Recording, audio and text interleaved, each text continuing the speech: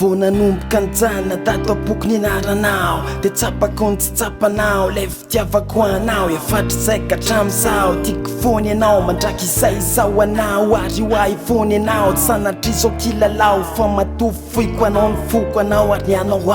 no zany aza manafo izay ana de tony ianao zay anao de tony ianao anao mozao anao zao sy anao lasa siky rehefa vita ny voatitsika fitiavantsika tsy hoe toritra ary trolaitra ny resoto de isopatra nangoto indrindry ireo sakalatsika no fifankatiavantsika roa hatramin'izao aloha tena tika anao tokoa zazora-pitahina amin'ny talotso mitsambitombo ny atapo ka isany anapo izao sy anao anendra iandro lasa takizao anaty voaly valy takizao ka eriko ohatran'izao fonafony izao sy anao satria za le tia anao tiavinao ka mila anao za manjary tiampy anao vao tsy anila keo ianao Saku tiampianao olavitra ianao kaza mana ifatiavita mitakanao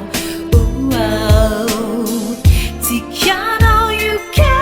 waifonyanao tiako anao de ntiakana tsy eo azo tiako foana rehefa tonga ny fotoana mety tsy afahantsika iona na mambolana na mantona tsaro vady am'izay tsongoma ka matota foana indray de miromandraky izay matoza tojo anao de fanjaratsika zao fitambarany ire zao zay zava-dehibe ho asy anao tsy fanao ankila-baona sanatriny zany fandao fa samy anao zay azo atao mba hampy an'izay ilaitsikao ka so ihany zafanino le heriny teny hoe fihino ampirimo ary asadiny fianao ny tady tena kitao sipa tsy maditra zay mamifika rehefa tsy hita tsy misy fika fa de tsy vita na ora ray aza tsy afenina ka mba tsy sinenina de aleo setsine de arenina ary tsy mba nenenana ny manaja ny fitenenana hoe nyteny de mandalo tony tsy ary tony angano ka le zay mety atoetritoetra fa ny akoatra ny atsahary olainy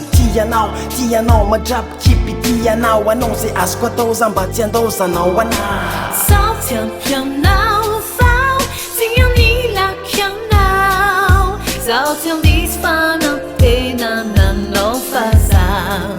manay Isao lay tinao